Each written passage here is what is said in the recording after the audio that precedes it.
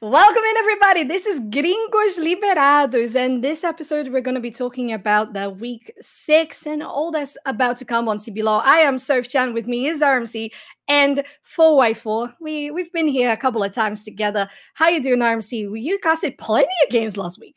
Yeah, I was on every day for both Super Weeks, actually. So that's pretty fun.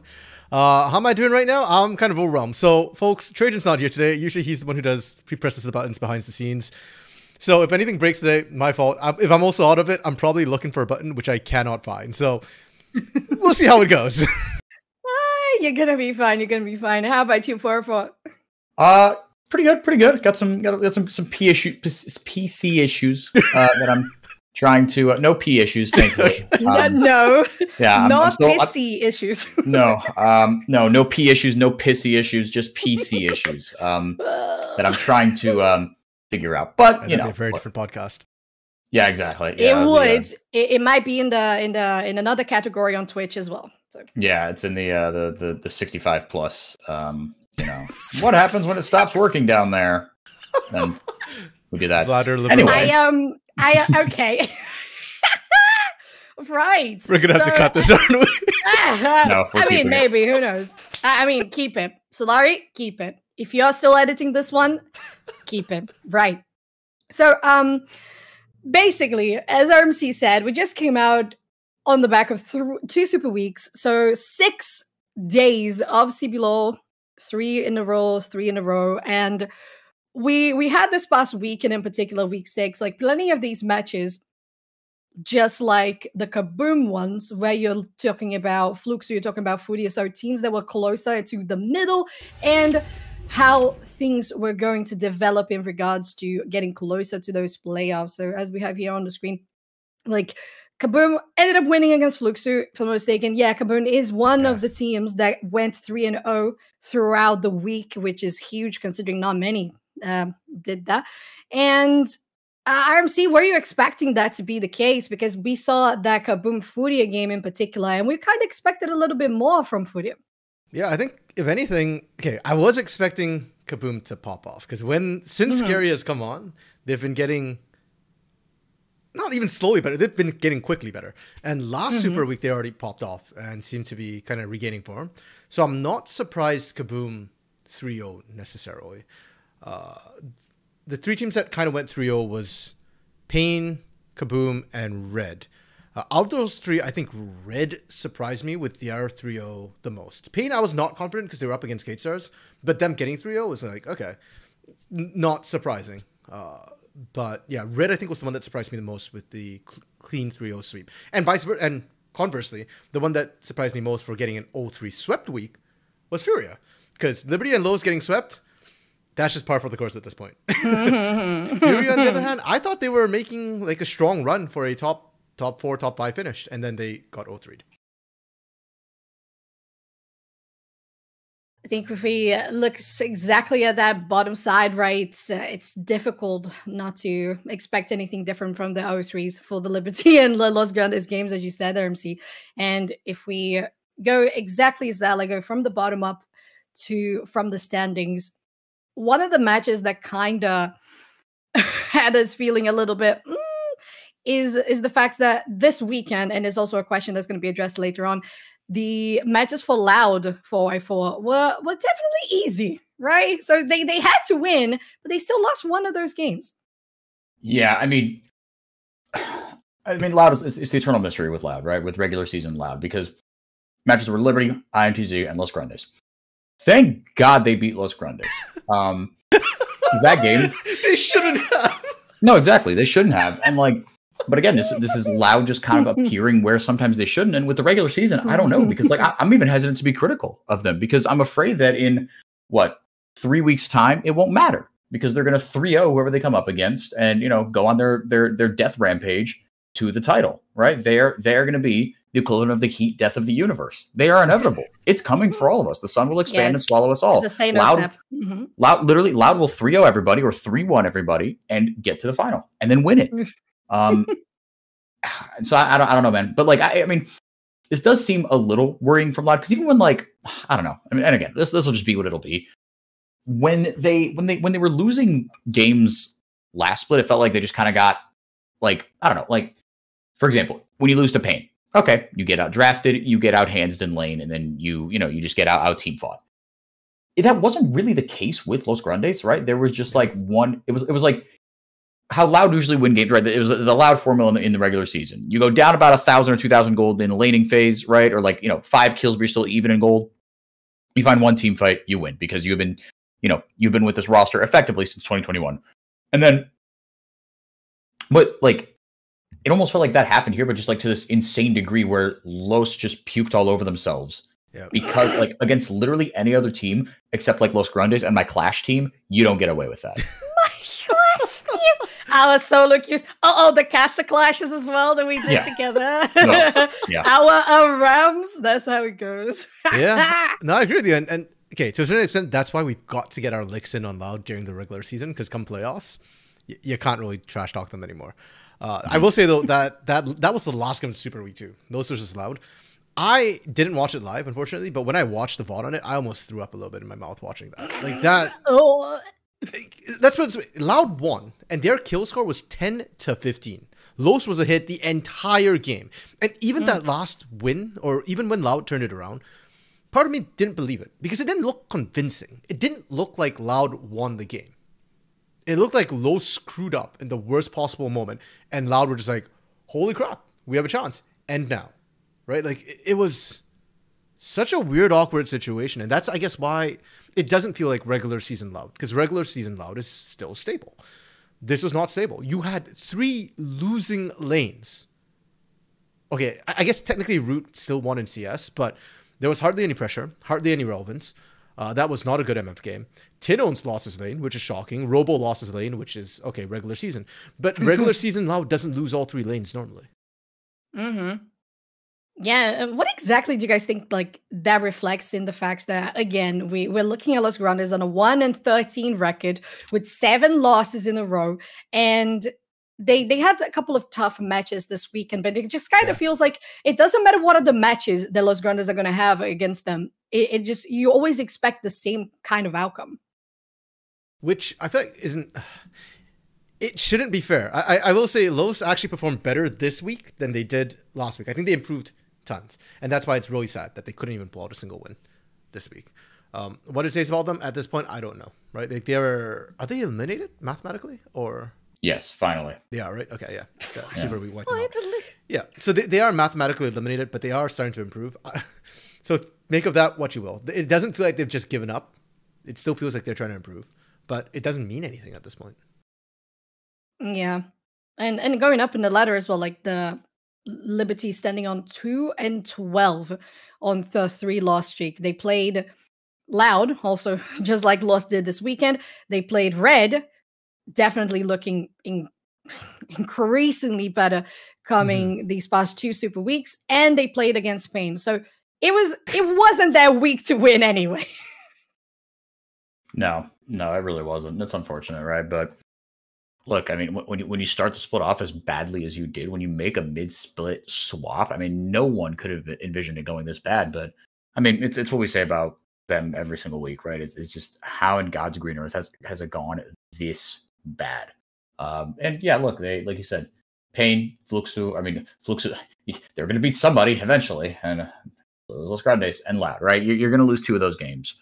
But on to the next one. Los Grandes, see ya. I don't think we're going to be having them back for franchising. I'd be really surprised if we did. Not to write the premature eulogy on them, right now, but like, if they come back at the expense, if they come back at the end of, or at the expense of any of these, kind of the 6 expected, I'd be just shocked. Yeah, everybody would. This is definitely not looking like, not just for loss, but for the return of BRTT as well. Like, everything just feels like it didn't fit well together, and it might not even be a chance for example, for BRTT actually to be back next split on any of the franchises teams. Because at the end of the day, yes, he's still very expensive. Of course, the price is going to lower because of the performance this split, but you're still talking about cutting off 4 teams, 4 entire teams that we're going to have out in next split, and it just definitely hurts. Right, now going up as well, we have Furia, and to be fair, I was a little bit, I don't know, I'm not going to say I was shocked, but I was a little bit upset because I thought they were going to do better. They had tough matches for sure, but I don't know, I just felt like there was something new, like a new fuel going on, and they didn't quite show it. So I mentioned this before too. Furia had a incredibly rough week. I think up against their run was Cade Stars, Red. No, sorry. It was Cade Kaboom Red. Cade Kaboom Red. Pardon me. Yeah. And if you look at those teams, 2 of them were the 3-0 teams. I actually thought it was. I thought they faced Pain for some odd reason. So they faced 2 of the 3-0 teams. Kaboom and Red as they were surging. So it's the worst possible time to match up against those teams. And then Cade Stars right now is a very clear top 2 along with Pain Gaming. So this was a really unfortunate week for Furia. I still, watching the way they played, I was actually surprised when I looked back and was like, oh, they actually went 0-3 this week. Because with the style they were showing, I thought they would walk at least with one of those games. They're a good team. They are still a good team. I just don't know if they've got enough of that magic. You know, the fundamentals are there. Technicals are there, but CBLOL is all about that extra something, you know. And right now, Red and Kaboom have it. Yeah, and it's a shame. But what's a shame is I don't know where their schedule gets easier because, like, I think Furia was in a bit of a false position beforehand, only because not by kind of their own demerits, but only because teams that are now finding their level, i.e., Kaboom and Red, right. Furia was kind of occupying one of those 2 spots, and now they are like right now, are Furia better than like maybe not playing not how they're playing right now, but in terms of just like expected standings, right? Are they better than Loud, Pain, Cade? No. Are they better than Kaboom? No. That's already 4 teams. Maybe they could be Loud, and if they play Loud this week, like this last Super Week. Yes, but exactly. But I'm not saying that, right? I'm saying just like in terms of just like who would you expect to make playoffs like holistically on the team based on what we have seen from them in splits past and this split, right? They're not better than those 4 teams. They're probably better than Fluxo, right? But I think that's kind of the waterline. It's like the Fluxo INTZ waterline. I think right now they're not better than Red either, right? And Red takes 5th. That's going to be Furia, Fluxo, INTZ fighting for 6th place unless we get a collapse from Red. Because I'm like, okay. Right, because a natural kind of continuation of what we were talking about is like, okay, if Furia played Cade, Kaboom, Red, okay, and they got some bad teams out of the way. They've got 4 games left. Half of them are against Loud and Pain. They have Loud and Pain in the last 2 days of the season. And then next week, they have to 2-0. It's INTZ Liberty.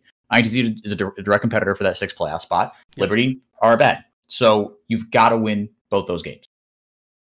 Yeah, and Liberty is not a free walk either, unfortunately. I think teams have learned. If you're giving Leandra and Draven, they can carry on that champion. Like, that can actually mess you up. So there are little surprises Liberty has. And part of me in the back of my head is thinking, okay, I feel like when nothing matters, when there's no pressure, that's when we're going to see Makes snap and just, like, pentakill somebody.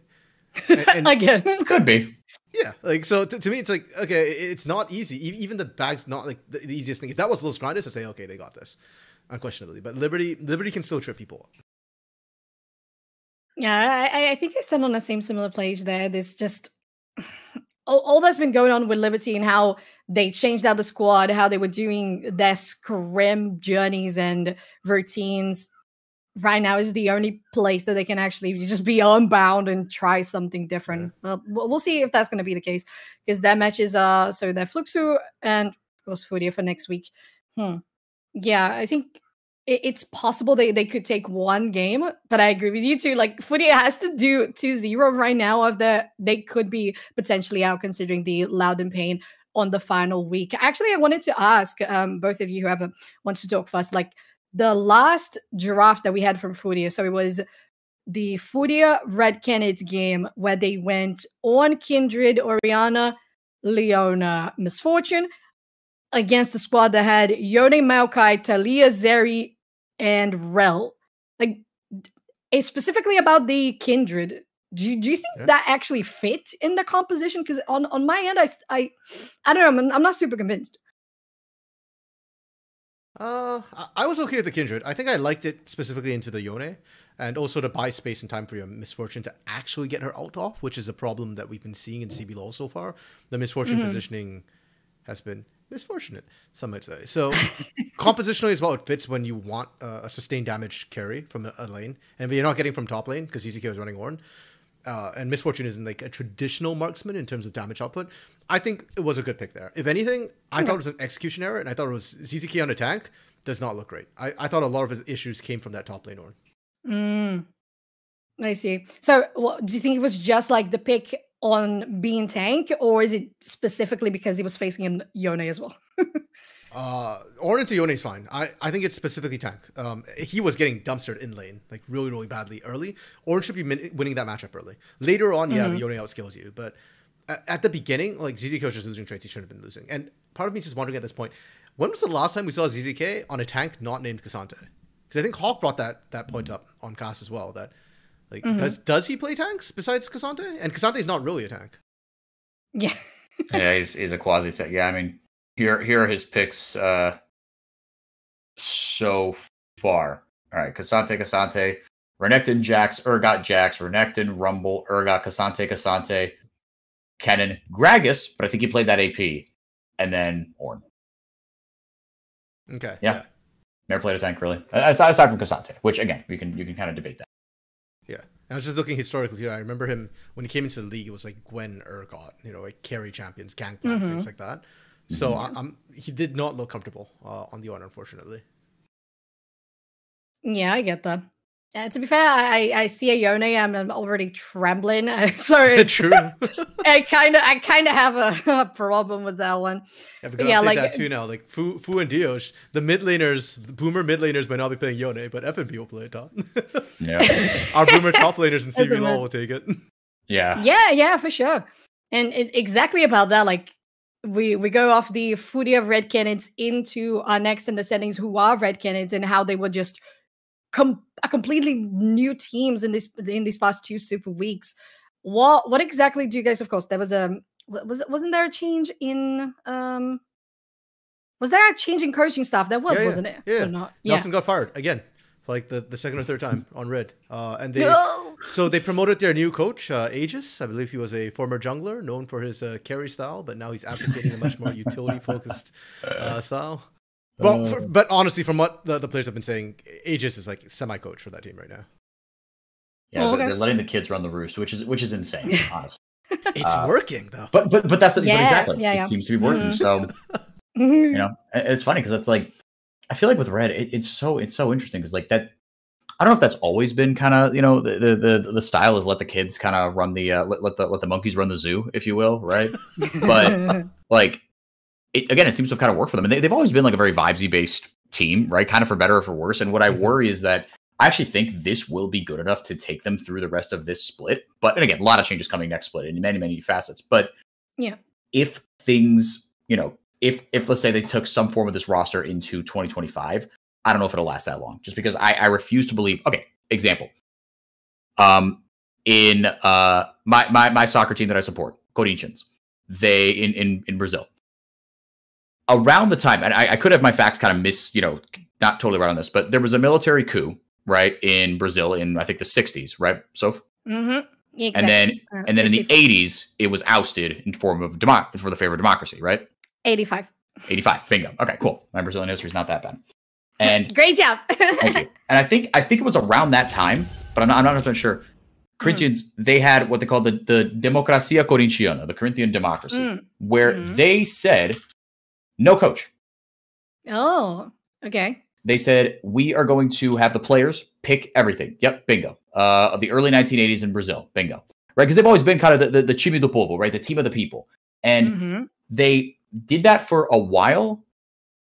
And then, to be fair, they won, a couple of state tournaments, which was always kind of, that before the National League joined up, that was like the biggest thing you could win. But eventually it kind of went to pot because it was like, yeah, no, that's actually not gonna work. This is not a good idea. That's kind of how I feel about Red. Effectively, like having the coach be guardrails. I don't think it's that can't work. I actually think on many teams, when you have like very, very successful teams, often coaches are just personality managers or guardrails, right? Especially in esports, shoot, in traditional sports also. But with this group of players, with Aegis and Grev, because Red is the most like emotionally like they call them the Kreshkanids for a reason, right? They are so amazing. like they're so but like think about it. What about this team has screamed consistency? Nothing. This is a very inconsistent and emotional. Well, yes, okay. FNB, Besides though, FNB, but it hasn't transmitted to the rest of the game, right? Yeah. So I don't know why this is working. I just don't see it working all that long. I'd love to be proven wrong. I think it'd be hilarious. I think if Red were the ones that won CBLOL this year, would somehow be like the most and least anticlimactic thing. It'd be the coolest thing, but also just like, wow. After we finally ousted Loud from the Dynasty, we're right back here with Aegis and Grevthar, freaking the boys, right back on top. It'd be so weird. They're the second last champions, right?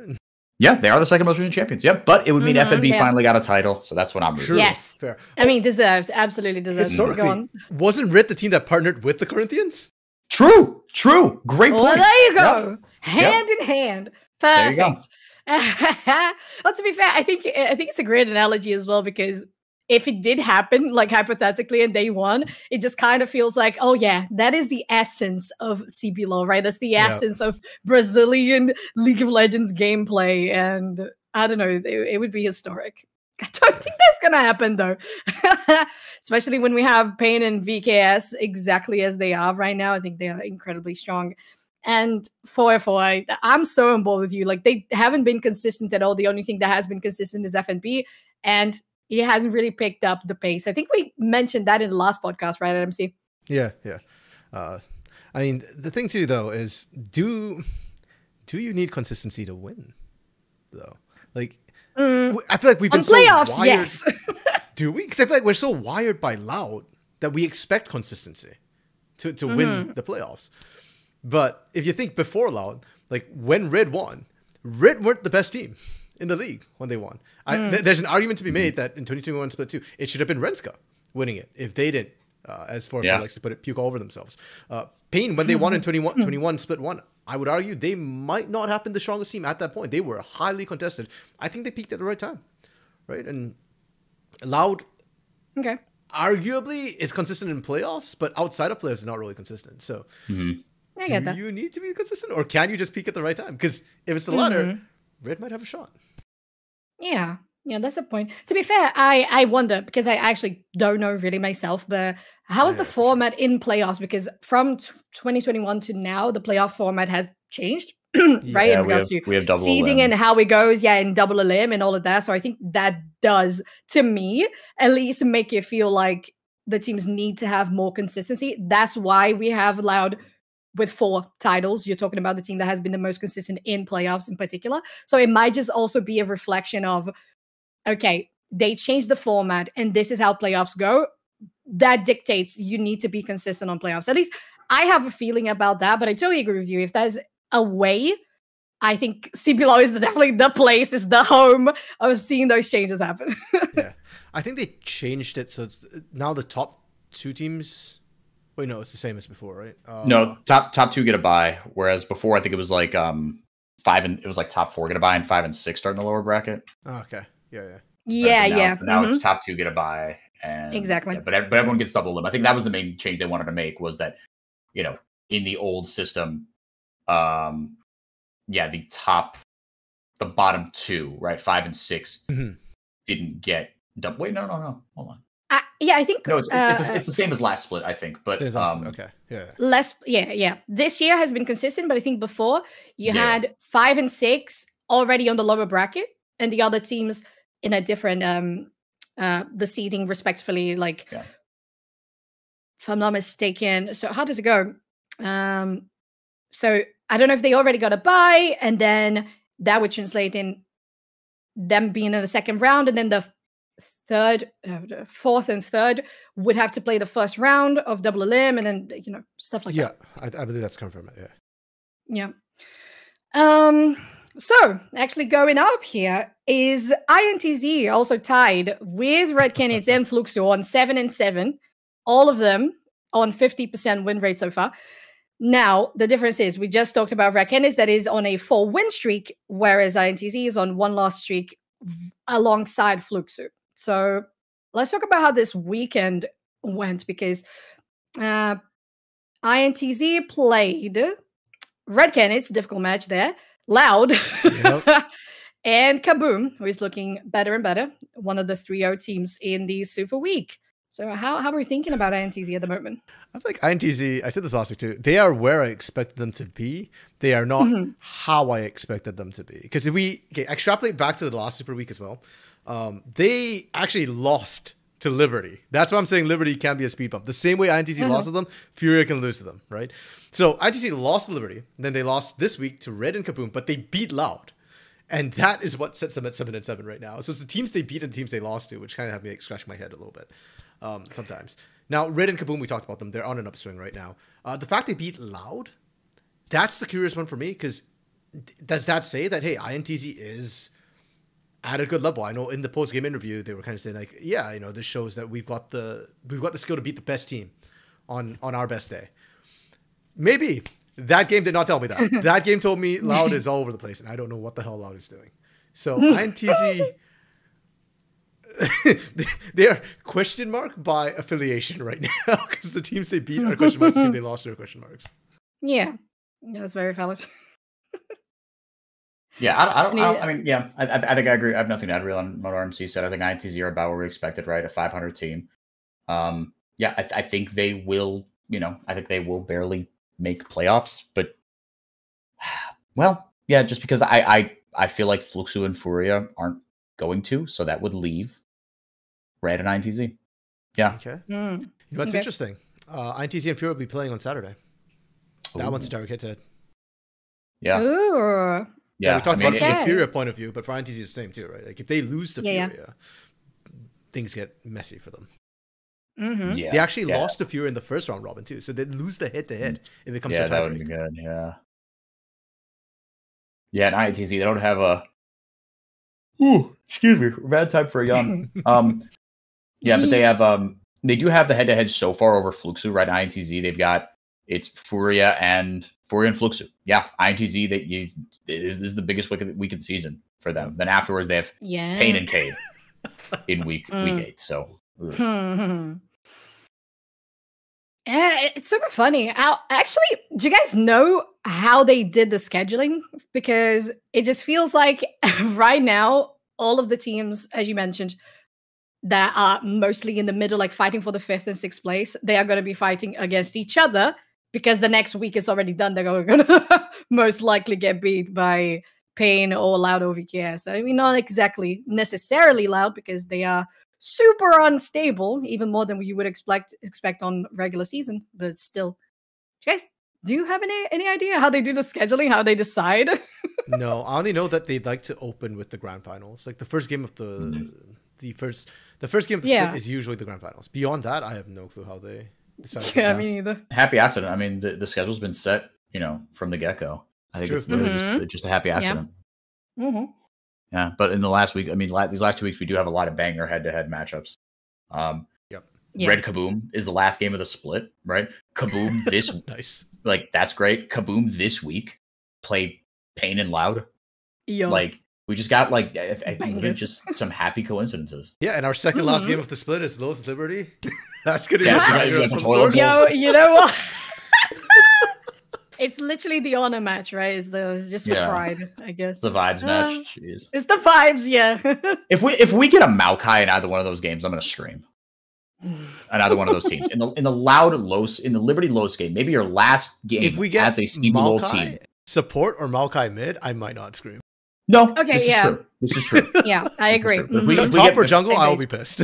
If we get a Maokai Sejuani jungle handshake, I will. And I'm on that game. I'm gonna stop casting it. I'm gonna stop casting it and say no. I'm just out. I'm tapping. Get up, get some water, take a lap, do whatever you have to. Because if on our last potential game as CBLOL franchises, when we are literally both eliminated, we say we're gonna play stock standard. True. Mm-hmm. Are you even Brazilian? That's how you're gonna send off in the CBLOL. That's garbage. I will stop casting. I will turn the stream off. I'll say, everybody, go outside and get some fresh air. Just go home. Check some grass. Take a hot girl walk. And then come back later. Exactly. Or else we're gonna have to order some water. We're gonna order some blood tests. Yes, get some help because those sure are not Brazilian. Okay, now again for the 7 and 7, last one right now, tied on 5th place is Fluxo. After maybe the most unexpected beginning to the split on 6 and 0, went on a 7-loss streak, and now is on 7 and 7 with a 50% win rate. They didn't go on a 7-loss streak. They went on a 6-loss streak. Okay. Los Grandes right. halted there. Okay, so all right. Yeah, the so only that's where team we they are. could beat. Their matches this past weekend were Kaboom, which they lost. Of course, they are in a 1-loss streak. So, they won one of those games. All right. So, Fluxo lost against Kaboom. They won against Laws. Mm-hmm. There you go. And then they lost against VKS, which is mostly expected. Yeah, and I want to say, too, the win against Los was not easy. Los, like I said, leveled up this week, even though it kind of didn't matter anymore. So props to Los Grandes. Fluxo's win was very unconvincing for me. And I feel like if we keep having to fall back onto Trigo playing Jhin at this point, I remember saying that I don't think it's a meta thing. I think Trigo's got other options besides Jhin. I'm starting to think I was wrong. It feels like it's Jhin or bust right now for Fluxo. Not to say it's Trigo's fault, by the way. Like, I think Trigo's actually one of the most stable parts of that roster. It just feels like they need Trigo and his Jhin to kind of push them over the edge. And this top side seems to have fallen off. Kiari, Shinifu, like, they are... Yeah, they're not the same compared to the beginning of the split. Yeah, it was definitely a spark of hope when Shinny was performing when they did, and it was actually connecting with Kiari and Fu, now allowing Trigo to, do the good Jhin plays. And then all of a sudden we also had the Trigo Lucian games, if I'm not mistaken, that were not super convincing. And he won one. Thanks, RMC. Thanks for protecting Fluxo against my feisty comments, I guess. And I think at the end of the day, I did expect more from Fluxo. I did expect. I thought they were on a better vibe check. And to be fair, the teams just really eating on vibe checks is going to be the next one for Kaboom. But we're going to talk about that in a little bit. I don't know. I wanted to expect more from Fluxo before these past. Actually, these next. There we go. 2 weeks is just going to be too difficult. I don't know. I'm actually curious because we talked a lot about Fluxo last week too, but you weren't on the podcast. Your thoughts on Fluxo? Are they done? Are they done? Are they washed? Like they did? They might sneak into playoffs, but they're going to get pounded if they do get in. Okay. It will be a swift 3-0 into 3-1 against whoever they play. I'm sorry. Like what? A 6-game losing streak in the middle of the season tells me a lot more about you than a 6-game win streak at the beginning of the season. For sure. Yep. Right? Like teams figure each other out. That happens all the time. It's what have you done for me lately? Right? It's not like you can say, oh, that's recency bias, but it's like no. Like that tells me how good you actually are. Who cares how good you were in the past? Right? Once teams have your number, right, and have figured you out, then that is more apparent to me. That is more, relevant to me. And also just, again, like it's something about like the comms and like there has been the one through line, which is when they're ahead, they're generally pretty good. When they're behind, they're a disaster. And that hasn't really changed. So that doesn't really give me a lot of hope, right? It's in all their losses, we have watched them just kind of slowly, like not slowly bleed out, but it's like, again, it's just, it's shitty looking for picks or just wandering into his own jungle without any backup and then just getting pounded again. Right. So do I think they're washed or they're done? For all intents and purposes, yeah, they're not going to win the title. They're, if they win more than one playoff series, I'll be really surprised. But again, I don't know. There is something there, which is why we're having this conversation. Is like, look, there's clearly something there, right? Because you don't go 6-0 for 0, but like, I have very little confidence in them. Fair enough. So, Fluxo versus Liberty. Which do we think is going to get screwed? That's a great question, honestly. Yeah. Really I think it heavily relies on the Draven factor. Are Fluxo going to be underestimating the Draven? Because to be fair, I know that might be something that can happen with Liberty, the fact they're already out and, just feeling like they have more freedom. I still think they rely too much on a actual good game on Draven for Leandrin to actually make a difference. And that to me is like the tiniest next to zero win con I've ever seen, which is not convincing. And I still think Fluxo has like better key components to navigate around it to be fine. Yeah, I think Fluxo will win, but it will it might not be pretty. Yeah, I think it's gonna be an ugly win. Agreed. Yeah. Also, again, just like Liberty have nothing to play for, right? Which I guess could be a point in against Fluxo, but I really think Fluxo, like, getting that win was massive, even though you saw, like, on their facial expressions after the broadcast, right? We were kind of reflecting on it at RMC. I think you and I were casting the game. I don't know if it was with Hawk, but we were like, they and everyone else in that studio knows, yeah, we won, but we did not. Like, that was not how we wanted that win to go. You could say we didn't even deserve it, right? It was really, really, really dicey there. Not gonna lie, thankful I wasn't on that day. I think it was Hawk on the day. Fair enough. Yeah, and you know what? That matchup will be interesting. It's another bang match on Saturday. Again, this Saturday has a lot of interesting matchups. We'll get to that later. Yeah. Super true, super true. Okay, so moving on is the fourth place team in Kaboom. Definitely the team's eating on vibe checks and just doing so well. And Scary making a difference. Lonely was out, then back, and Betao, and Lonely back. And Lonely is like, no, this is where I stand. This is where I belong. And they're actually making it work. I think the one thing that has been always consistent has been House. And now he actually has the backup to get the wins alongside the squad. What are you thinking, RMC? Yeah, I agree. I actually, at the beginning of the split, I thought House wasn't quite performing, but he was probably the first guy to wake up on that roster. Because I remember, like, the first weeks it was like Betao actually trying to carry in the top side. Yeah. And on a roster with House and Atuna, I was like, that's not my expectation whatsoever. But I think House woke up first. And I think having Scary on, I said before, I think he allows the team to make mistakes. So the whole team's doing much, much better right now. I absolutely adore them. And the vibes they're having. Trajan's eating good this weekend. All their games were pretty banger. So, yeah. Yeah, as you say, it's the Loud and the Pain matches this weekend. Yeah. Here we're gonna learn a little bit about him. I think especially this Loud Kaboom matchup is good. We're gonna learn a lot about both teams. That one is the one to watch. Honestly, if you're watching anyone, actually, yeah. I mean, we're talking about the Saturday schedule, how it's a banger. Red Pain, Loud Kaboom. Yep. Which just sounds like words associated with a factory explosion. Red. That is amazing. I love that so much. Red Pain, Loud Kaboom. Yeah, there was a Loud Kaboom, and then there was a lot of Red and Pain. Red Pain. That's hilarious. No, but actually, generally speaking, too, like that is a big test, because it feels like this last Super Week was a test for Red and Kaboom to see, like, okay, are you better than average? And they passed. They are better than average. Now, are you good is the next question they have to face up, right? Against the top 3 teams. Or potentially for Loud. Like, have we figured out how to turn on our monitors again and connect our keyboards? and actually, RMC, you raised a very good point here, right? Red have won 4 games in a row. They beat Loud last week, which is impressive, but Loud have looked shaky. So, okay, we can wash that away. Right? You beat INTZ, Liberty, Furia.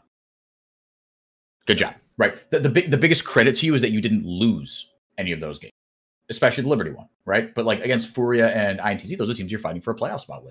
Yeah. And even with Kaboom, you beat Fluxo, Furia, INTZ, the 3 most average teams in the CB LoL, right? They are literally all of them are within 1 or 2 games of 500, right? They all effectively have as many wins as losses: 7-7, 6-8, 7-7. Good job, right? But it wasn't that they beat them, right? If you watch the games, I'm sort of like exaggerating here to make a point, but because I think your point was very good on RMC, right? You went 3-0, you're on fire, great. Now you're gonna run into teams that are actually gonna punish your bad mistakes, right? And not only that, they could outhand you in lane. They're gonna have a plan going into you, and they've been there and done that before, right? They are the 2 most consistent teams over the last 4 years, Loud and Pain. And yeah, I was gonna make another point, but then I forgot it. But I'm pretty sure I would just be repeating myself. So on to the next one. Yeah, and I do think the Loud one's interesting, specifically. Okay, maybe it's just me being biased again. I think the Pain matchup for Red is not going to go well for Red. But Kaboom into Loud, I think if they win there...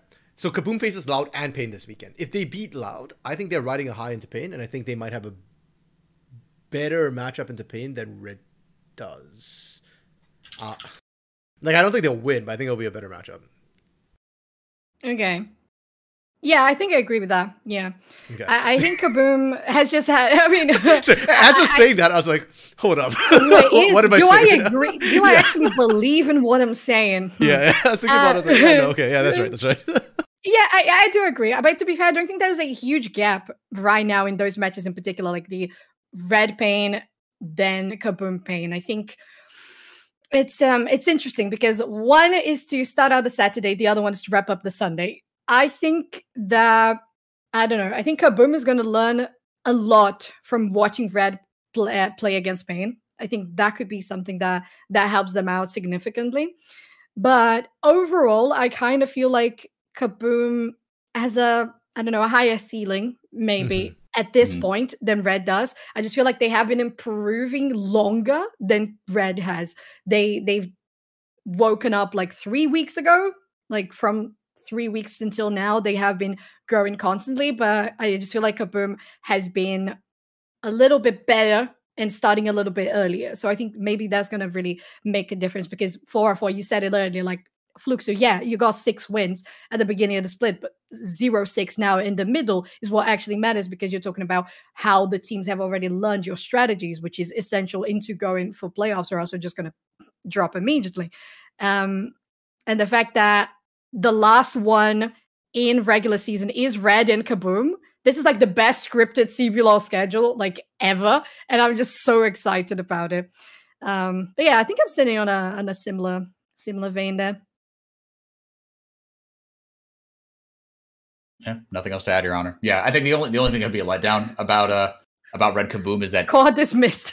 since it is the very, very last game, there's a chance it could mean nothing for both those teams. Sure, right? They could be, like they're probably not catching top 2, and on their current trajectory, you would hope that because like right now it would be a disappointment for either of those teams if on the last day of the season you were fighting for a playoff spot, you were fighting for 6-7. It would be exciting, but I just don't see that happening again based on the trajectory they're going on. So it could be that they're both locked into they're fighting for who gets 4th seed, who gets 5th seed. Like it could be a little anticlimactic in that respect, but it should still be really fun. Yeah, for sure. Didn't think about that. So massive. Right. Now for the team that has won 4 consecutive titles, Loud is sitting on 9-5, which is as a number what you would expect from Loud, but the results are on the back of ugly games, sometimes that shouldn't have been won or that were won in a terrible way, just like, we woke up 25 minutes. Maybe we should win the game right now. And when usually the wake up call for Loud is 15, so they're kind of like 10 minutes late for that. It's underwhelming to say the least. But for the matches that they had this weekend, we talked about it in the beginning of the podcast. It was pretty easy. You had Liberty, you had INTZ, okay, middle standings, but then you had Lost. So. Yeah, and they still lost to INTZ, and they almost lost to Lost. To be honest, I kind of don't want to talk about Loud right now, because like every time I think about them from this Super Week, I think of the Lost Loud game, and it makes me throw up inside. The loss to INTZ as well was really ugly. Like it felt like the only people connecting that game was like maybe Tinons and Root, and Tinons had no way to play because of the Yone pick on the A-Soul. I don't know what's going on with Loud, to be honest. They keep saying, we are trying to go back to fundamentals. We trust the system. We're trying to fix things. I'm not seeing it. Like, Robo looks intier than usual. And Croc, oh my goodness. Does bro not want to win a championship before he ends his career in Brazil? Like, genuinely right now. He won 1-8-7 on this Maokai. Yeah, that's yikes. Oh no. On Maokai of all champions. Like, all you have to do is press R and stay back, worst comes to worst. Like, okay, and here's the thing too. He didn't even go Leandri's Maokai. If you go Leandri's Maokai, you're kind of squishy. Understandable. Right. He did full tank Maokai and died 8 times. Like, yeah. No, and it's against a Zinzao as well. It's not supposed to be like doing that much in the mid to late game anyway. No, that's not exactly. Like a roll for a brand or something. Yeah, I don't know. Like 4-4 at the beginning too. Like any complaints we have right now, come playoffs, Loud will still be Loud. Most likely, I'd be shocked if they weren't. It's just right now. But I think to your point, that's the story. Is if we get to playoffs and they're not Loud, great. Right now, like it just doesn't matter. Part of the deal. So we paid all of for us this here, package on CBL, right? all of us here still think Loud is going to be fine in playoffs. Yeah, like this is just typical Loud still, right? Okay. Yes. Yep, because they do again. They've proven it. Not only have they proven it, they've proven it again and again and again and again and again. Right until they flounder. Like, what's the difference? Is if they flounder in playoffs? Until they flounder in playoffs, Exactly. I'm not worried. Okay. At the end of the day, like, we don't really get worried, but we also, at least on my end, I did not expect them to be looking as just fumbly as they have been doing in regular season, like below what Loud usually does of inconsistencies. Because I think that is the one thing to put a bow on it. Usually by this point, they're starting to ramp back up. Right. Yeah. So that's different. Yeah. And for this weekend, they're going to be playing against Kaboom, which has been, at least in my eyes, a team that could bring the game earlier to an end than the time that Loud actually wakes up, because they have been super slow on that side. Yep. And the VKS Loud game, which is actually going to be incredibly interesting. It's worth noting, Loud was one of only 2 teams that beat K-Stars in the first round robin. So... Yeah. No, I think, and again, maybe that, maybe I'm just cherry picking evidence here, but that actually does give me a lot of confidence because, like, again, Loud didn't have to beat Cade there, right? Like, again, Loud have won 4 straight titles, 6 straight, good God. They've won 4 straight titles, but in none of them did they finish first place in the regular season. That's my favorite modern CBLOL tidbit. But, when they showed up and it was like, oh no, it's time to actually get going here. It's time to, again, when it's, as my Midwestern, sport loving uncles would say, when it's nut cutting time, they get up and, they get it done. You're busting my Pinzechi balls here. Yeah, you too. I swear. Okay, so conclusions on Loud is, yeah, we're a little bit disappointed. They are below Loud standards in regular season, but we're not actually worried about that playoffs anyway. But yes, as we were mentioning, the matchup that they're going to be facing this Sunday against VKS. VKS is the second place team here on 11-3, which, to be fair, is quite a difference compared to the third place Loud on 9-5. And VKS from last split, this split, just have, in my opinion, the most steady curve of growth of all teams. Pain already had like a higher ceiling, in my opinion, and the VKS has steadily grown from something a little bit inconsistent to just logic and strategy and execution. Yeah. No, and I think, again, like, I think we worried a little bit about, like, oh, we're not getting the same, stuff from Gigo. And that's true. We're not, right? But, like, I think also just the way that the team has played is just a little bit differently, right? Like, because they have now a consistent AD carry, whereas beforehand, last split, Smiley couldn't be counted on to consistently carry you games from that AD carry position, which is something you kind of have to do. Now, to be fair, they did all right without it, but nowadays you kind of have to have a consistent damage dealer in the bottom line. And especially if, like, and Leleko, right, he's not really your hyper carry, right? Yep. So they have a more balanced team, I feel like, now. Yeah, 100%. And this last weekend, when they went against Pain too, that game literally could have gone either way. Like, they were in the base of Pain. They were so close to ending the game. That was like not only the best game of the year, that was one of the best games in CBLOL in like a while as far as the regular season. Like, that's better than most of the Pain Loud finals. Yeah, like, that was actually such a good game. And very I know Coach CL and Coach Bielzera after the game, they were like, that was terrible League of Legends from both the teams. It was terrible. Yeah, you know what? Sure, from a coaching point of view, agreed. They kind of turned off their brains at some point. But from a spectator point of view, this chef's kiss, best way to put it. It's perfect. This is what people tune in for. The back and forth, the insanity, the going back, the tit for tat there. Now, I will say for K-Stars, while they are the most improved team, while Smiley might be the most improved player, there are places they've actually gotten worse. And I said this last week too, that I thought Furious macro was actually better than K-Star's macro. Yeah, I remember. Yeah, I watching that game, I firmly believe it. I think Cade Stars have traded in their brains from hands. It's not the worst trade, right? Like, I mean, it works. There's a reason why Cade is up there. There's a reason why Cade could have been first if they just won that game. And it was that damn close. But I do think their macro is suffering a lot right now. They'll still be a top 2 team, but they need to clean it up. If they clean up macro, they could be Pain. Like, as much as I hate to say it, Pain has never been that amazing a macro team. They can play a clean game, but they're not innovative with macro. Cade Stars' last split was. And if they can get last split's macro with this split's micro. Oh, yeah. Damn. Yeah. Agreed. I think maybe that's the reasoning behind why VKS might be training brains for hands at the moment, because they know they're fighting. Like, maybe, yeah.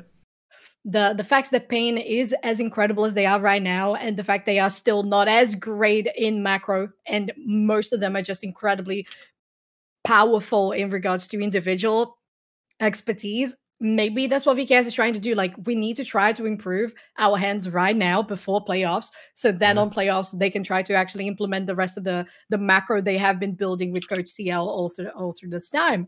Because, yeah, there is, as you guys mentioned, there's something to say about the fact that now, because Smiley improved and there's a different meta, because having Gigo more on tanks on the top side, you don't rely as much, and you can allow your team not to rely as much on damage coming out from your top lane, and you leave that to your ADC. It all comes together. But if you don't have everyone individually talented in a better way than the people that you are playing against, in this case, Pain, Loud, and how it's obvious, not just because of the standings right now, but because of individual just outcomes on every game, these teams are the best in the league. You got to try to elevate yourself in a way, I would say, because if they're already strong on macro, yeah, slow down a little bit on the macro, try to force yourself on individual plays, just limit test if that is the case on some of these matches in particular that you were supposed to win anyway, and they did, then they can come back with the usual strategy. I don't know. It could be an idea. And speaking of limit breaking, props to Gigo. Congratulations for topping the damage of the week internationally. Gigo in that game. Wow. For I can't real? remember what Wait, the number was. But VKS Pain game?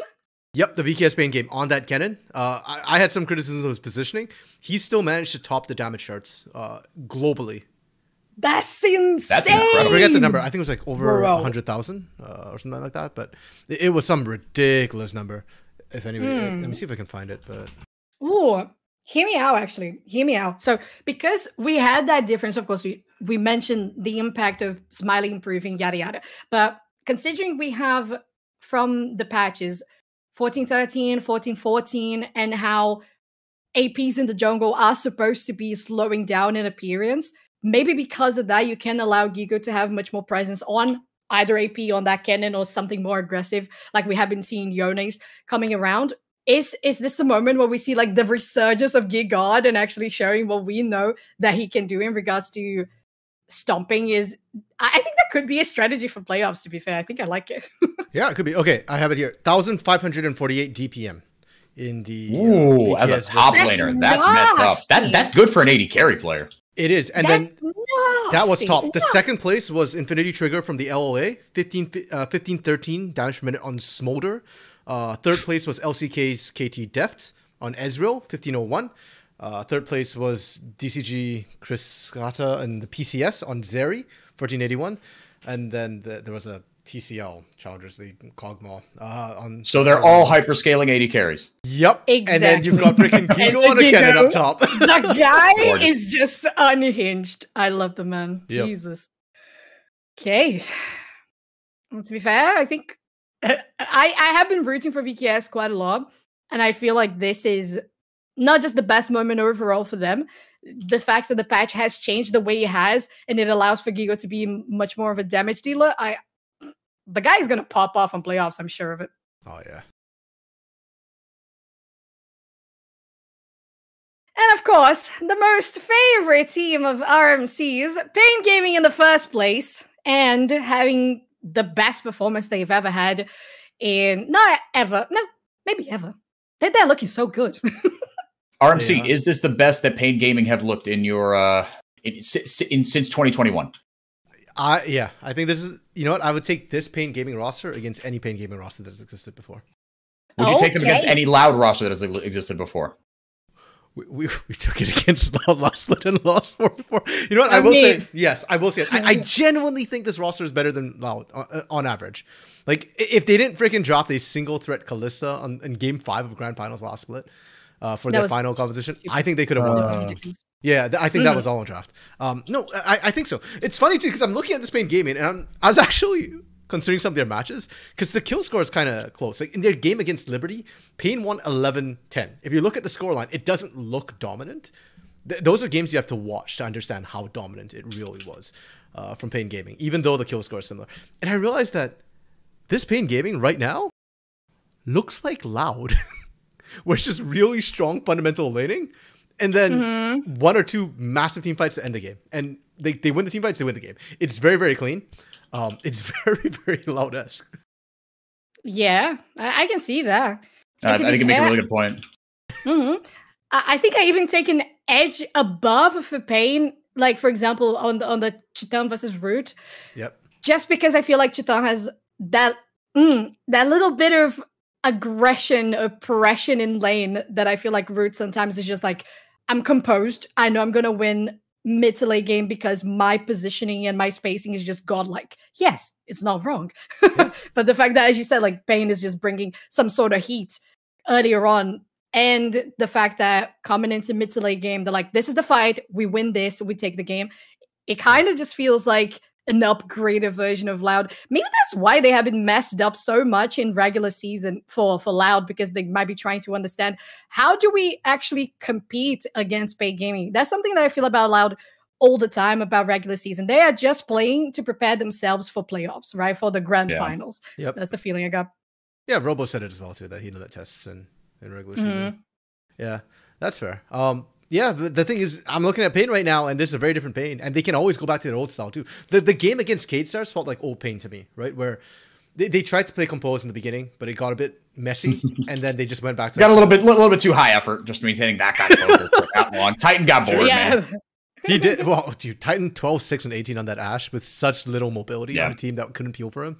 Man, that was nutty watching his positioning. But you see what I mean? Like, that's the scary part too, right? Like, they still have the elements of old Pain that made them really scary and really, really strong. Like, if you test them, if you push them, and they go full hands on you, they will still win a game. Just strictly off hands if you want to go that way. But on the other hand, like, I watched the Liberty game, the Los game, they were so tempered and so measured. Like, part of me, when casting the Pain Los game, I could not believe they were just taking it from Los for that long. Like, they didn't make any mistakes while they were taking all the poke and whatnot. They were playing very, very well around it. They were rotating out the right members. It was just, if this was old Pain, at some point, Karioka or Curry just decides, enough. I have taken enough poke. We are taking it to them on an engage, whether it's good or bad. Whereas that didn't happen. Like, their engage was super clean. They win one fight, they win the game. Just like that, right? Like, yeah. Huge. Yeah, it's good. I'm happy. I'm very, very happy where Pain is. Me too, my only fear, again, I said it last week, I'll say it again this week, is did we peak too early? Because you still got to get through the rest of the regular season, plus the playoffs. And I don't want you to peak at the beginning of playoffs. You need to peak at the end of playoffs when you're facing Loud in that grand finals, in those 5 games. Yeah. Because, gosh, as you said, that Kalista in the game 5 is definitely questionable. Yeah. Any final thoughts there on Pain Gaming 4-4? No, I think they look really, really good. I think it is, again, you've got the controlled, the very controlled, stable mid jungle pairing. You've got a support that is, he matches Titan's intellect, if you will, right? And like is, clearly contributing something to the shot calling, to the laning. They clearly work very well together. And the versatility of Weiser in the top lane. He can play kind of whatever you need him to. And Titan is that little bit something extra, right? The guy's a 4-time champion for a reason, right? When he was a rookie and when he was a veteran, he's done both. So, I think, from what we know about Pain, what we know about Loud, I think this is their best shot. Yeah, I am very optimistic as well of how this grand finals is going to look like and how Pain is going to look like throughout the playoffs. Okay, so to wrap up the podcast, let's address the community question. So from last week that we couldn't really talk about because we were already on a super long schedule that day, we have the first question from Luna Day. She says, with Faker getting inducted into the Hall of Legends, which current player in Brazil do you think has the best chance to make a legacy? And which skins do you think they would get? Not including the GOAT Robo or BRTT, she said. Okay, those would be the easy picks. Yeah. I do think, although let's do the skin thing, because I think that'd be fine. I think BRTT gets a Twitch skin. No? Or Draven. Yeah. Yeah. Twitch is I think doesn't the Brazilian Twitch he's got a voice line from Draven. He's got a BRTT inspired voice line, so yeah. I think it's it's like Respeito Rato. Respeito Rato, yeah. The respect the rat. That. Yeah. Yeah. I mean, that's a good shout. Yeah. Look, if I could to try and answer the question, Tinones. Yeah. Right? Yeah. It's a straight comparison for sure. Who everyone says, right? Everyone at internationals is like, oh no, Tinone's like, he's the best part of that team. He's so consistent. I can't believe when Brazil qualified for Worlds, I get so many DMs, right? And it's, wait, Tinones is still in the league? Right? Even from like old heads, right? People who watch last split are like, oh wow, Tinones is back. And people who watch in 2014 are like, holy fuck, Tinones is back. All right, there's your one. I'll bleep that out. Sorry. Beep. Yeah, no, that's fair. And not only is he still around, but he's still at the top of his game. Right? Yeah, exactly. That's fair. Yeah, I'd agree. So what champion then for? Yeah, it's a good question because the guy is very versatile overall. Because here's my okay, go ahead. All right. I think just because of the moment in 2014 that made him famous, I think it's Ahri. Oh, we already have man. I mean, okay, so no other good mid laner can ever have Ahri because Faker had Ahri. That's so unfair. Are you better than Faker and Ahri? No, but that's not the point. That's literally not the point. But then as players come up more and more, it's just like, no, sorry, you can't have Ahri, even though she's like the most bread and butter mid laner. Yeah, she is, of course. Right? But think about it. If we're not allowed to have fun, then Orianna or Syndra.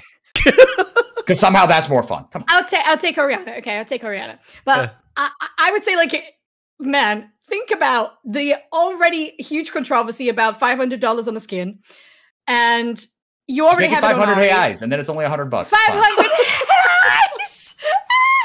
It's $100. Everyone's like, you know what? I'd pay $100 for Tinone's skin. That's fine. I mean, it's Brazilian Faker. Okay. It's Brazilian Faker skin prices, right? Yeah, exactly. Oh man, that is so unfair to the guy. Jesus. Okay, I'll take an Orianna or a Syndra. I think Syndra would be even better. Yeah. I would like Swain just because he actually has 100% win rate on Swain. Oh, that's not really something he's known for.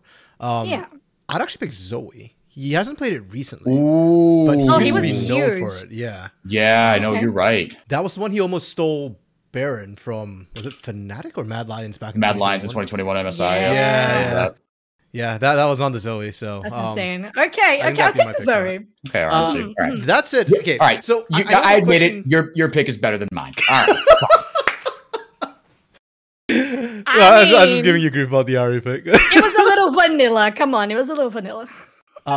So I will say that I personally didn't think we should have created the Hall of Legends now. I think we should have waited for Faker to retire before we made it. So even now, for that question from Lunar, I know Lunar was saying, okay, which current player in Brazil? But the player who I actually think should, if we're doing it now, the player I'd actually pick might be either Kami or Ranger. Give it to Kami. Yes. I love the man. Such an icon. LGBTQ icon. Right. What a great guy. I see that you're thinking of that one there. Kami and Ranger? Kami or Ranger, yeah. When neither one of them were on the 2016 Exodia team? Yeah. I don't know about that, man. Also, Kami has gotten in a little Exodia. Well, okay, you're not, but you're a paid Zetchi. Right? You're attached. The average Brazilian fan is going to be more attached to those that INTZ team. Yeah, that's true. That's fair. So they still hold them up. People will still look me in the face and say, "No, that team is better than current Loud." Look, I get it. Nostalgia is a powerful drug, but yes, yeah. Let's be serious here. Sure, they were more impressive during their time. Maybe. Yeah.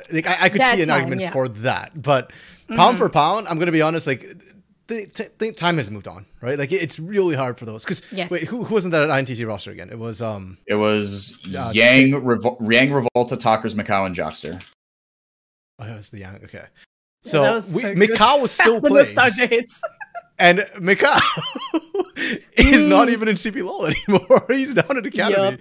So, Yep. again, like his compliments at the time were amazing, but I think scale it to now, or if you don't scale it to now, you take it one for one. It's kind of rough, right? Like, Yeah.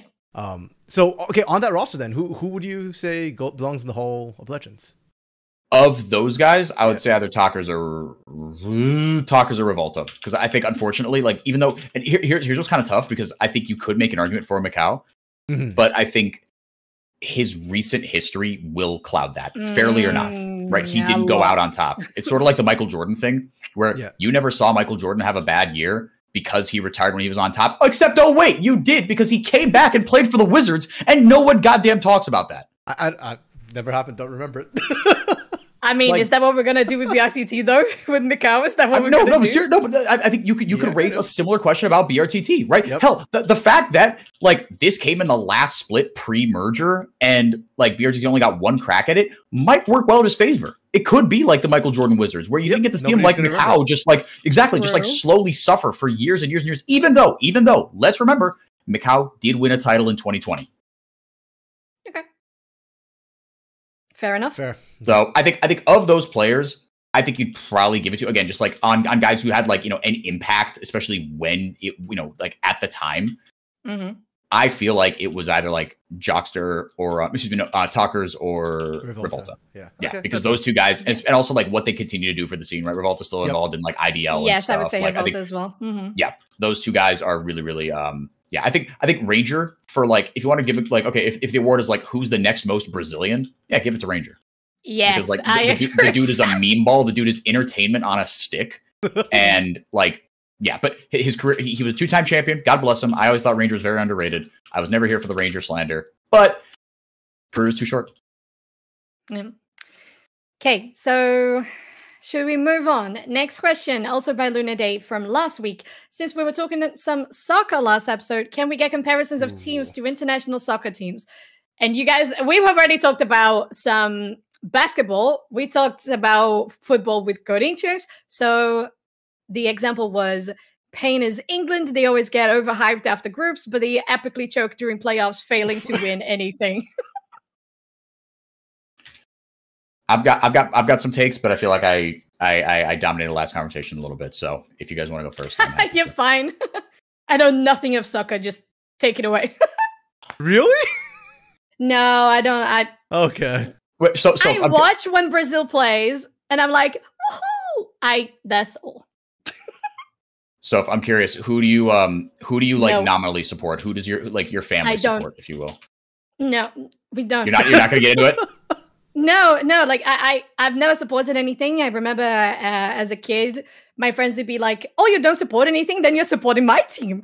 And Yeah, exactly. that would happen like with every new friend group. No, my family never got really into it. So my family is mostly Fair like academy, like teachers, professors, and mostly women. So we don't really fit geographic, right? So yeah, that's where I'm Okay. at. So okay, let's change the question a little bit for you. So then, out of the 10 teams in CBLOL, which would be the closest to like Brazil at international, like in an international, like say World Cup, Brazil? Oh, okay. Are we talking about our prime, or are we talking about 7-1? Are we talking about like 5 times champions? Are we talking about Penta? Or are we talking Brazil about in 7-1 Germany? Brazil in 2024. Bro, right now Whatever I that don't think means. I think I have stopped watching like football since we lost like 7-1, like for real, even when Brazil is playing. So I would say like Penta Brazil. Let's who would that be? Oh man, it has to be loud. It's just like the consistency, the amount of titles. Like you're looking at a team. You're talking about the same colors as well. You got the green. True. That's where we are. I think if we're taking the whole body of work, I think Pain is Brazil. Because I think you have, you've got the most passionate fan base, and you've got a run of, right? But your most recent title really was a while ago, right? Like Brazil has the most titles. Yes, the last title was in 2002. I do appreciate that. Wait, wouldn't that be INTZ then? Maybe it's INTZ. No, maybe it's INTZ. Maybe You've got it's actually, no, INTZ. maybe that's a better comparison. Is you've got the most titles, but your recent success, right? Like I really wasn't all that all that recent. You're kind of just still thriving off legacy. Like the rest of the world has caught up with you, right? I think INTZ maybe is a better shot RMC. Yeah, I think you might have convinced me here. Okay. When Brazil dominated before the sport was like super globalized, and the rest of the world kind of caught up with you, right? INTZ dominated when they had Peter Dunn feeding them next level strats, and then the rest of the world caught up with you, right? The rest of Brazil was like, oh, macro is important. We can't just like out hands everybody. That's very fair. I think you got a great comparison there. Are you in agreement, RMC? Yeah, no, I am. I mean, that's why I named INTZ. Okay, so for me, I guess the team I'd compare. Oh, I'm going to talk pain, I guess. More than England, specifically Man U. Like, they've been around forever, great history, but recently struggling quite a bit. That's it. Man U won the FA Cup this year, so they did domestic title. And they beat their arch rivals. Yeah, it was Man City in the grand finals. Yeah, exactly. So I'm gonna pick Pain as Man U, and they're gonna beat the arch rivals Loud in the domestic title, and then we'll see what happens. International. Yep, at international. Okay. So straight away here from Soccer, the next question is for this week's episode, also starting with Lunar Day. Anyone else interested in jumping on the Fluxo equals Fraudsu hype train? And can anyone remember a collapse of such extremes with 6 wins straight to 6 loss straight? That's a good question, actually. I don't recall another team collapsing like that recently. In League of Legends, I'm trying to rack my brain. There are some traditional sports comparisons that I have, but like they're a little more. I mean, you can just piggyback off the previous question. That's fine. Yeah, there was one. I forget exactly who it was, but there was in recent memory. There was a team in baseball that just like they had like a going into the season ends at the end of September. In mid-August, they had like now baseball's 162 game season, so these numbers are like a little bit inflated, but still it's a number of games. You play 6 days a week, but they had like a double-digit game lead, like a 10-game lead going into like the last month of the season, and just collapsed, and then like snuck into the first round of the playoffs as like the wild card, not the division winner, and then just got trounced in the first round. So it definitely happens. I can't think of any fantastic examples though, and especially not with League, but I'm sure it's out there. Yeah, I'm struggling to think of League either. It is quite surprising because generally we're used to seeing like teams either like just not perform well throughout the entire split, right? Like we've seen what was it 11 loss streak, stuff like that, right? Like we've had teams that found like 1 win all split, right? But Los is on track for that. But yeah, to do so well and then to do so poorly, yeah, I'm sure I can't think of any right now. So that's it. I don't think Fluxo is frauds. I don't know what's going on with Fluxo. It feels like they've joined they've been infected by Los. I don't know what the hell's happening there. Yeah, I don't have much an idea either. Like I feel like to call them frauds, I needed to have higher expectations for them to call them frauds. Yeah. And I guess you could argue that they created those expectations. Yeah, Right. And they just took it away themselves. Yeah, I'm going to throw here. Go on. No. You go. I was just going to throw here that the comparison to me is, well, CBLOL champions and then going into international. That's just how it goes. Yeah. You are consistent. You are the winner. You are the champion. You take the title. You go into an international. You're on a fraud. So that's kind of how it feels like to me. That's the comparison I can draw right there. I got one that's kind of apt for CBLOL. It kind of works. Is okay. Freaking what was it? 2021 Flamengo, where they started out 11-0 and then like lost 6 of their last, like they won all but like 2 of their games in the second half of the split. Oh yeah, and then just got pounced in the first round. You remember that, RMC, right? Yeah. Wait, it wasn't that bad. Wait, was it that bad? Was it? Was it what? That's a good question. Was it that bad? I mean, they went 11-0 and they lost in the first round of the playoffs. That I'm pretty sure of. Yeah. Okay. Yeah, because I remember they finished first. They were first seeds, and I remember we were questioning like, do they deserve their first seed status? Yeah. So maybe the second half of the split wasn't that bad, right? I thought the playoffs wasn't that bad. Hold on, let me double check. Oh, right. Yeah, they did go up because they faced Pain, who are the eventual winners of that. In 2021 split one. They actually went the full 5 games. To be fair, okay. Flamengo lost 2-3. So make of that what you will. Whether or not, yeah, I don't remember whether Pain crapped a bit a little bit in some of their games or whether Flamengo was that competitive.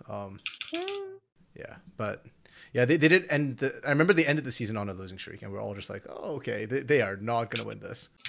It makes sense to me. Yeah, Right. Last question here is by Dark Knight. He says, I know we shouldn't doubt Loud, but there is only 2 weeks to But I'm playoffs, doubting and the fuck every out of Loud. game. And every game they seem to be playing worse! Exclamation mark. Will these 2 weeks be enough for them to solve whatever problems they're having? In comparison to other splits, by now they were stacking a pretty good win streak, and they're not. Well, you know what, Dark Knight, to be fair, I think it only takes about an hour or two for tech support to fix monitor and keyboard issues. So Peripherals.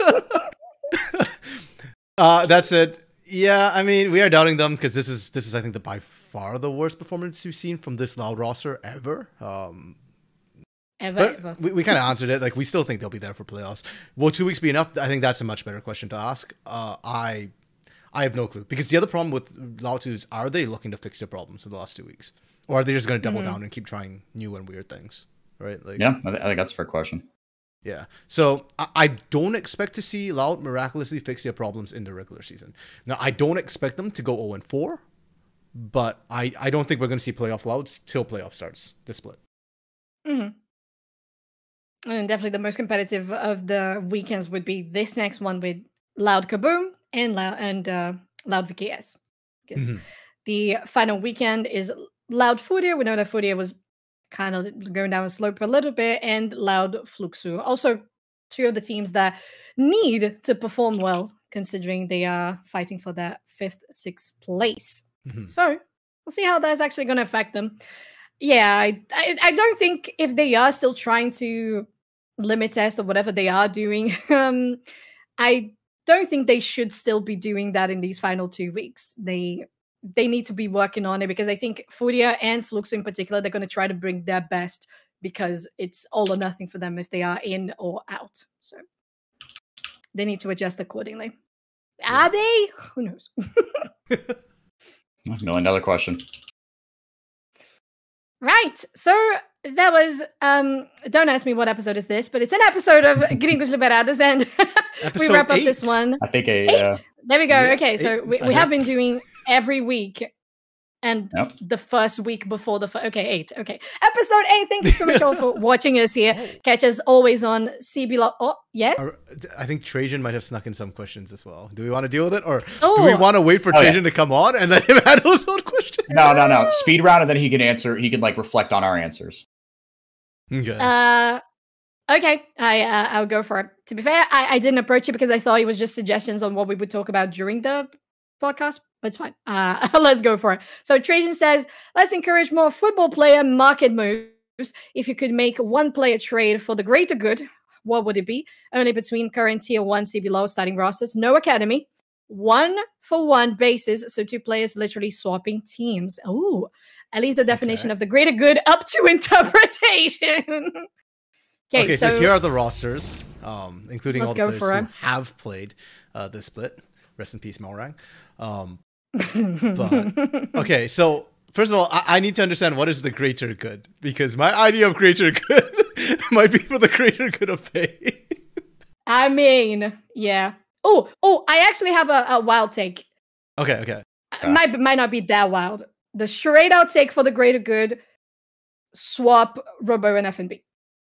That's my take. Ooh. So what is this greater good then? The greater good is he has inted just professionally for a while, Robo, and this split, it's been outstanding how much he's been inting, and FNB is the most consistent part of Red Canids. He is one of the best, and sometimes the best top laner in the league, and I feel like it would just come together with the team they have at Loud. So your greater good is better performance internationally? Yeah, I would say so, yeah. Okay. Yeah, I like that. I actually think it will make the league more fun too, because adding Robo to Red Canids, the chaos engine, and you add more chaos. Yeah, I was thinking of the other greater good, but I do appreciate that one as well. What about you guys? Any thoughts in particular? I don't know. I mean, if you want, I think another definition of the greater good could be, best shot to take down Loud. And Okay. again, I don't know what changes you would make for this Pain Gaming roster. Yeah, I Well, think they're already Right. Assuming you can't just like say, oh, I'm going to take Tinones away and replace him with, Pirate. Yeah, I was gonna say we Like- could always just take Root and replace Root with like BRTT or something, And then bring him with the back. caveat that you can't beat Loud by dismantling Loud. So like, that's a more fun thought exercise. okay. Yes. Yeah, but again, RMC, I come back to like I don't know what I would. I don't know if I would do that. I mean, I don't know if I'd mess upgrade with is this Tinon and roster. Tinkito, right? Switching Tinons and Tinkito. They have similar playstyles in that they can both do whatever. It's just that Tinkito has kind of been Tinon's light for pretty much all his career, unfortunately. Yeah. So, like, that would be the easy upgrade if we wanted to up Pain. Yeah. I mean, I don't even think that would weaken Loud that much, to be fair. No. No, I think they would just be like slightly different versions of themselves. I think broadly speaking, it wouldn't change. Because it's been a while since like Dinketo, because like there was that one, I remember that one grand finals, like it was the first one, either the first or second one that Loud won, where Dinketo got absolutely booty blasted by Tinones. But in subsequent finals, that hasn't really happened. Yeah. Oh, man, this is actually a tough one. Yeah, I'm agreed. In the matter of trying to get a team better so they could have a better chance of winning against Loud, to be fair, I think Pain is right there right now. If I could choose, I would choose this Pain roster exactly as it is right now, so I wouldn't change it. I do stand about my potential idea there of Loud with FNB. I think that elevates Loud like I think it's really fun, if nothing else. It is really fun. I think so. So that's the best idea. I guess my second shout out to greater good just elevate the league in general. Now that Kaboom's fixed their issues with Scary being the vibes guy, I think they fixed their vibes. They don't need Scary anymore. Lend Scary to Los Grandes. Bro. Yeah, because Los Grandes having similar That's issues. valid. Right? Oh, but then you put C's on Kaboom, and that's no fun. I mean, but yeah, you bring the vibes guy to Los Grandes though. They need it. They really need it. You know what? Okay, you know what? You're right. Yep. I Let think that would BRTT improve make the playoffs. average level. Yeah. Yes, you're right. Bring up the bottom. All right, fair enough. Yes. Yeah, because then you wouldn't have the 2-12, 1-13 Liberty and Lost. You would have, I don't know, maybe the middle ground looking a little bit more interesting. Mm-hmm. Who knows? That's a good shout. Okay, and go on. No, I was gonna say I still think Zolf had the best trade. Yeah, I can't think of anything that's even close. I agree. To what you said. Right, I'll take the W then. Okay, so for the last bit that Trajan has for us is 1v1 death match. Who wins, Red Canids or CL? The example is, if you put CL on Red, would the team improve, or would CL get bounced out of there like Nelson? That wasn't what I thought you were going when you said, put CL. I thought in a death cage with Red, like 1v5, just you walk out. No, Red would destroy him. Well, ignoring the obvious fact that it's 5 people versus 1, but FNB is really built, to be fair. And so is FNB's a monster. Yeah. Like, he's a strong, physically imposing dude. Now put Aoshi, you can 1v5.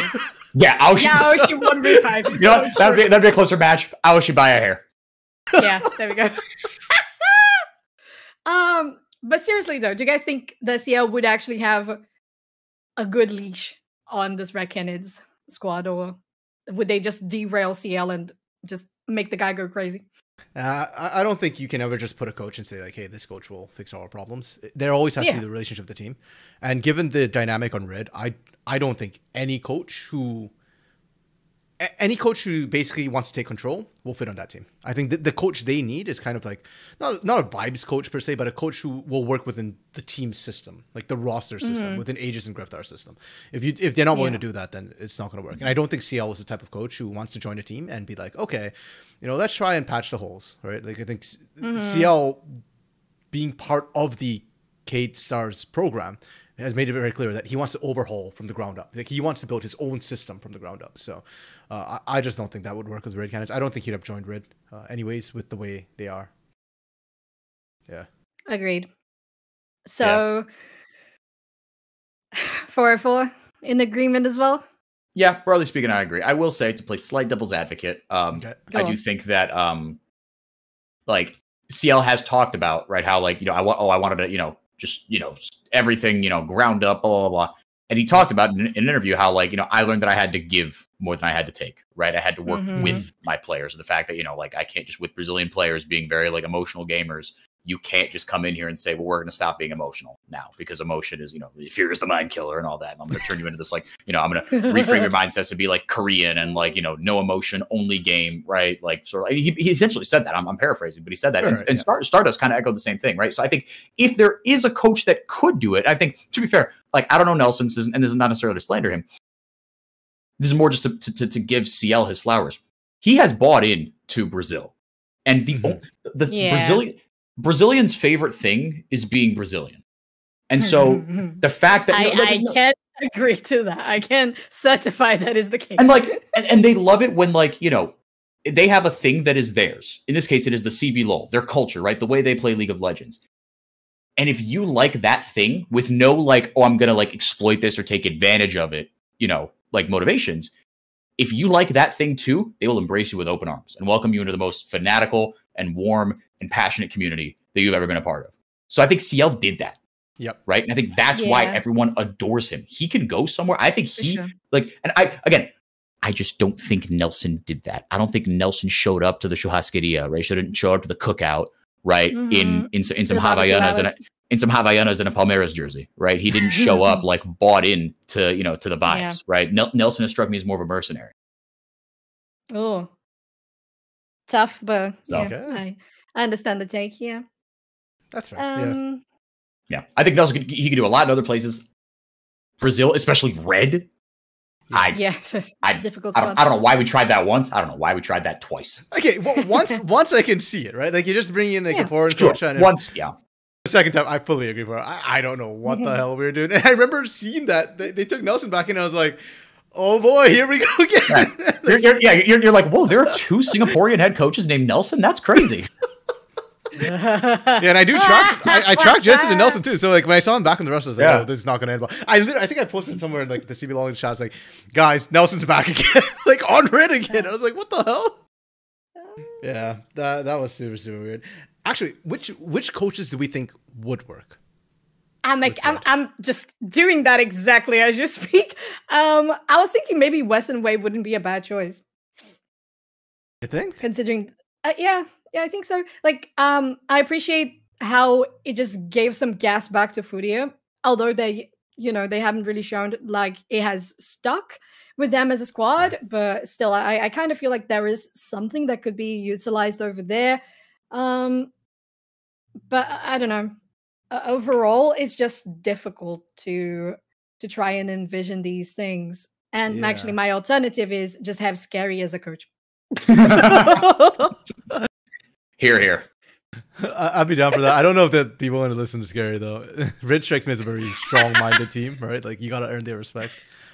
Valid. Dude, if Scary can earn the respect of House, Netuno, Seos, and Lonely, I think he could make a little bit of headway with Red, even though I do view Red as a more headstrong team. I'm just saying, Red's won 2 championships more recently than Kaboom has. They've got higher standards. Yeah. I'm kidding. I was thinking actually Belzy might be a good coach for this team.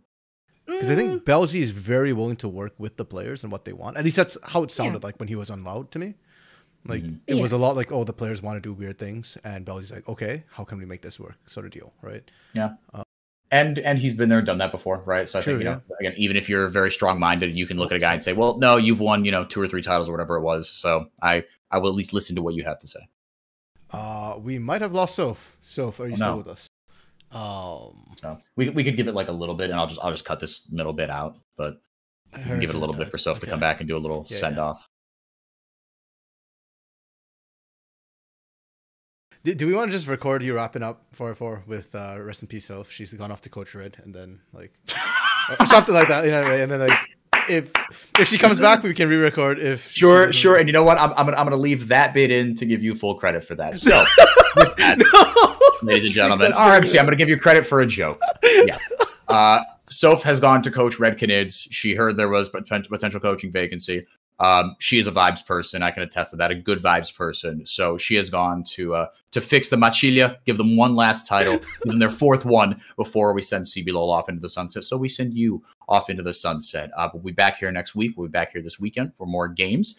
I've been 4x4. That's been RMC. That was Sofchan. And we will see you again soon. Bye.